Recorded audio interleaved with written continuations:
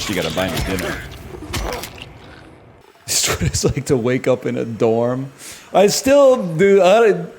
I'm not making this like a kids these days wouldn't get it type of bit. But I do think whenever I tell this story, people are like, man, toxic masculinity is real. And I'm like, yeah, but it's also like really funny.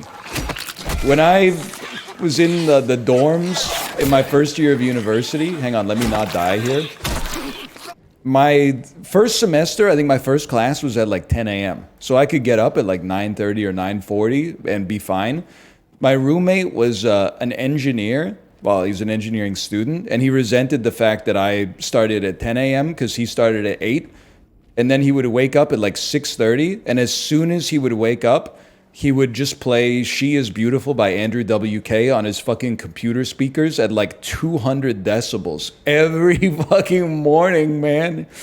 And like, you might be like, were you pissed off? And I was like, yeah, I was pissed off like every morning for like a minute. But then I would like knock on his door and I'd be like, you fucker, like turn it down. And he'd be like, sorry. And then I would be like, that's my best friend right there.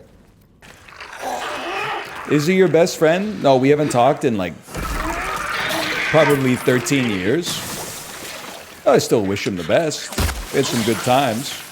And like, I know you're gonna say, like, I made it seem like he was always the bad guy. He was not always the bad guy at all. He had a long-distance girlfriend in Toronto who would come visit him like once a month. And they were like very, very serious, right? So I remember it was probably like the second time that she was gonna visit or something like that. He was like, hey, I need to go to bed early tonight because, you know, my girlfriend's coming up from Toronto tomorrow. And I was like, yeah, okay, no problem. Sounds like it's your business, I guess, when you go to bed and when you wake up. Cut to 2:30, 3:34 in the dorm room. I'm over the garbage can. And the dorm rooms are like this big, right? So this is like right next to his bed. But 4 in the morning.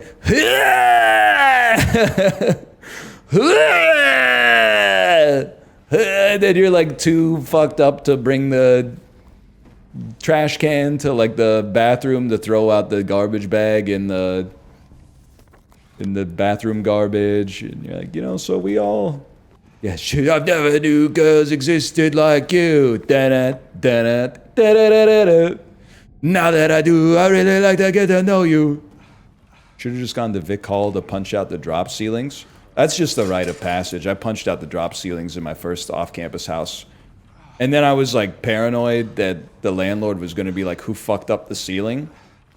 But then he did a walkthrough on like the last day that we lived there, and he looked at the ceiling and he looked at us, and then he just said, that's fine. Like, I think at least he kind of understood the game, which was that he was charging us like $600 a bedroom in 2007 for like a 7-bedroom house that probably should have been like $500 a month for the whole fucking house. And the trade-off is, he's like, what did I expect? Did I expect they were gonna treat the house like a palace? Come on. Did Morris smell like shit when you went there? I didn't. So that's where a lot of the engineers live. So I don't want to get them like. I don't want to cast any aspersions on them. I wasn't in Morris too much. I was across the street, across the lane in McNeil House before they did the renovations. It's funny to think though, like I have some stereotypes about like some buildings on campus, but it's all informed by the fact that I went there, you know, 2006 to 2010. I don't know, maybe now the cool kids eat lunch in Banri and the losers eat lunch in Leonard. Back when I went to university, that shit was vice versa though. Cool guys ate their lunch at Leonard, and the fucking Jasper County motherfuckers, you sacks of shit, you sacks of shit, they ate their lunch at Banri. Although one time I had to get lunch at Banri, and I was like, oh shit, they got like fucking oyster beef in here and shit. Leonard food is way worse. Well, I think that's why, listen, I don't mean, this is getting way too like hyper local and specific to like a specific period of time. I always felt like Leonard was like where you went to be like a real university student. You're like eating gruel and like shitty pizza, and they're like, it's shrimp scampi, and the shrimps are like 3 nanometers long. And then Banry, which was like the girls only dorm, was like buttoned up like fucking tunics and stuff like that. And they got all, oh, filet mignon for breakfast. I had too much for dinner last night. So I've had at Leonard Hall, it was like you were getting it, you're rubbing elbows with the proletariat of private school educated kids from Toronto who just want to be away from their parents for the first time. In Kingston, Ontario, no one jumps for the filet mignon. That's right, man. That's right. And the librarian, because we're drift compatible, as much as I hate to admit it, been talking about university cafeterias. What's the next story? The first one is we were doing food hacks before like YouTube Shorts existed, so we just had to make them up. We got sick of eating the same old slop in the cafeteria, right? So we said, hey, you know what we should do? They have those like Quiznos style toasters where you put like the bread in the top and then it like goes around the conveyor belt and comes out the bottom perfectly toasted. I swear it to you, I cut up a tortilla from like the wrap station, the salad bar, into like tortilla chips size pieces and threw them into the toaster. And then I sat there while the toaster did its thing and it went through the event horizon and it spat out like 16 perfect, crisp, hot tortilla chips out of the bottom of the toaster. The first time I did it. And then I got like shredded cheese from the salad bar and like put it on top and like toppings and stuff like that. And I brought it back to the cafeteria table and I was like a god. They were like, you made fucking nachos in the Sodexo prison cafeteria. And I was like, I'm going to do this every day. Came back the next day, cut up the tortilla, put the tortilla chips into the toaster. It passed by the event horizon. No chips got shot out the bottom. Instead, I waited like another 30 seconds and then a bunch of smoke started like pouring out of the top of the machine. And then I just unplugged the toaster and then went back to the table and it was like nobody's the wiser. So that might have broken the toaster. And then the other one I always talk about is on St. Patrick's Day, must have been 2007. This is not necessarily based, okay, but the story is really funny. It was St. Patrick's Day in the dorms. We started drinking at like 8, 9 a.m., right?